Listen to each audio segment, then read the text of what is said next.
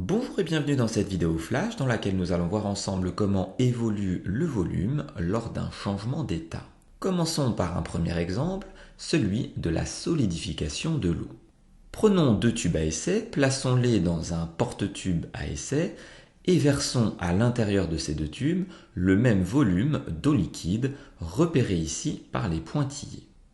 Placez ensuite le second tube à essai dans le congélateur durant un temps suffisamment long pour que l'eau soit totalement solidifiée et donc se retrouve à l'état solide.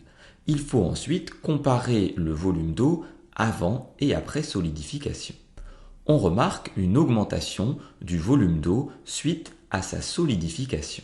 Cette augmentation du volume d'eau est la raison pour laquelle il ne faut jamais placer une bouteille d'eau liquide remplie à ras bord d'eau au congélateur.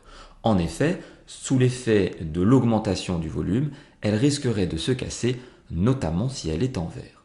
Prenons maintenant un second exemple, la solidification, mais cette fois-ci de la cire d'une bougie.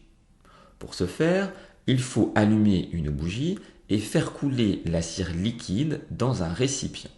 Dans une seconde étape, il faut éteindre la bougie, observer attentivement la surface de la cire et patienter le temps que cette dernière se solidifie.